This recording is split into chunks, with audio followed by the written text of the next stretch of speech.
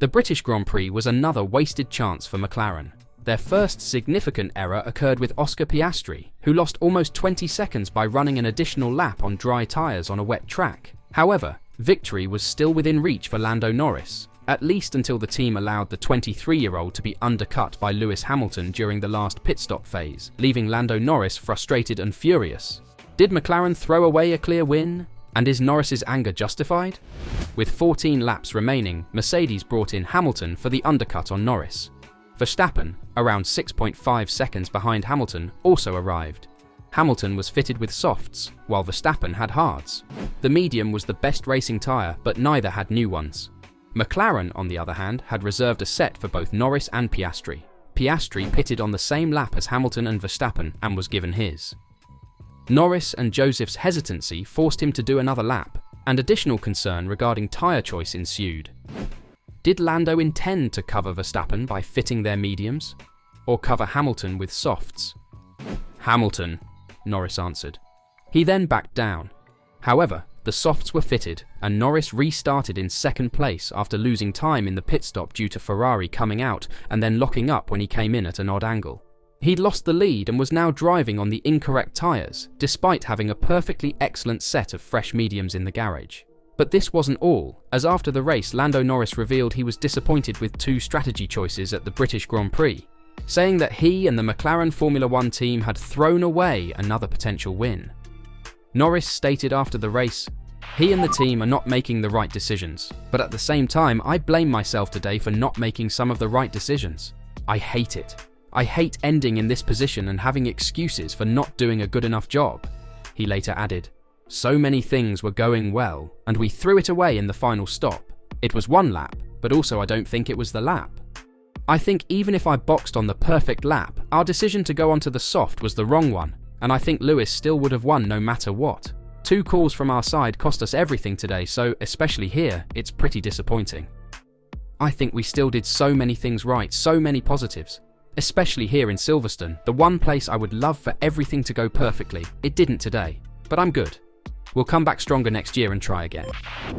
Norris thought that McLaren was falling behind the Mercedes duo in the first stint, but as the circumstances grew more wet, the MCL 38S began to improve in comparison to the Mercedes.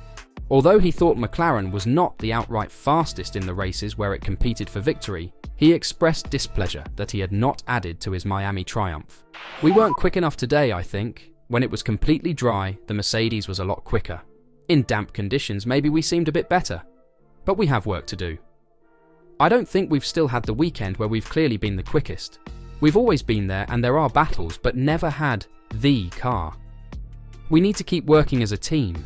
I need to keep working on my own stuff and just try and put it together because there are still so many positives. There are so many good things and so many things in place. But it's frustrating a few times this season we've thrown away something that should have been ours. Did Lando or the team throw away the win? What's your take on it?" McLaren team boss Andrea Stella stated that the team would not let frustration over its recurrent close calls build and destroy its emergence as a Formula One championship contender. The Woking-based team was left disappointed as another win slipped through its fingers at the British Grand Prix, as a sequence of tactical missteps allowed Mercedes to triumph with Lewis Hamilton.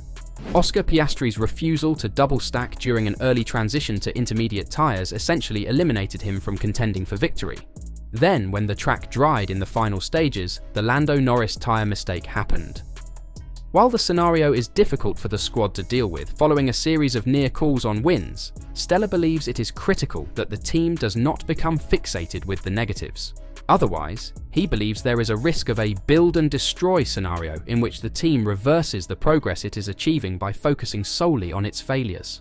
When questioned about the attitude following the British Grand Prix, Stella stated, "The near misses are first of all a point of view of good news, right? We didn't have these kinds of near misses until 12 months ago, so first of all, we need to look at the positives. We need to look at the fact that the team is in condition to be frustrated because we are P3 on the podium with the other driver P4, and once again, the team scored most points, right? So, if we don't start from the positives, from the building side, we're going to be the ones that build and destroy, and we'll stay always at the same level. So this is the responsibility for everyone. Stella believes that McLaren should use its repeated setbacks to learn lessons and become stronger in the future, rather than wasting time wondering about what could have been. While Lando and Oscar don't have responsibility in some of the missed opportunities, we all, drivers included, have the responsibility to keep building, according to him. And when you have days in which we have a missed opportunity, it is the best opportunity to keep building. We are racing against teams that have won championships, and they are pretty stable in terms of the people that are there, like they are even familiar with this kind of racing at the top in changeable conditions and so on. From this point of view, we are, I think, more of an under construction site, and we take these near misses. The frustration will go very rapidly, but the opportunity will come soon, so we need to be ready. Stella added that McLaren would, as is customary, conduct a review of everything that transpired during the British Grand Prix to see where mistakes were made and what changes can be taken to ensure such errors do not occur again in the future. You review your decisions and you see how the decision was made, he said. You see what information we brought to the table. Was this information used in the best possible way or not? What were the contributions from the various people? That's the way you manage complex processes, and when I say complex, it is not only complex because it's a difficult decision, but because it involves many people.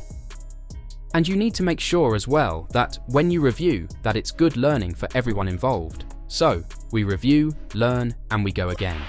But there is more to review than just the race for McLaren, as they also threw away their shot to start on pole position during the weekend. This came to light as Andrea Stella stated the team might have qualified on pole at Silverstone if Lando Norris had performed an optimal last lap. However, Norris's final run at the end of Q3 was a touch sloppy and ended with a mistake. This allowed Mercedes drivers George Russell and Lewis Hamilton to take the front row. Stella revealed that Norris's vital last lap had not gone as planned. I think we were, from a potential point of view, in condition to score a pole position today, said Stella. But when it came to the final set in Q3, we didn't put it together. In fairness, conditions were a bit tricky, especially in the first sector where everyone at different stages experienced some problems. Definitely Lando on the final set and oversteering problems in turn 3 and 4. But then he was actually gaining quite a lot of time and we were up in terms of the previous attempt with the second set. And then there was a little issue at Beckett's, and that's where we aborted the lap. McLaren are looking sloppy in recent races. Will they overcome these bad strategy calls? But it's not all bad news for the Papaya squad, as the good news for McLaren is that, while they missed out on a possible 1-2 finish on Sunday, the MCL 38's performance is clear. There is still plenty of time to take advantage of this race-winning gear and put pressure on Red Bull. Andrea Stella's engineers deserve credit for reducing the gap and giving the essential information for Norris and Piastri to challenge. However, McLaren is not the only team competing at the front. Mercedes is re-establishing itself as a contender once more, while Ferrari cannot be fully dismissed. Given that Perez has 11 points in the past 5 rounds, McLaren will not have the same great opportunity to narrow the deficit as they did at Monaco and Silverstone. However, with smart planning and error-free weekends, they can still make up for their previous mistakes. Norris and Piastri demonstrated once again today that, if mistakes are avoided, extremely large point gains are possible. Will they be able to challenge Red Bull for the Constructors' Trophy? And will this also mean that Lando Norris will be challenging Verstappen for the Drivers' Championship? Let us know your thoughts in the comments down below.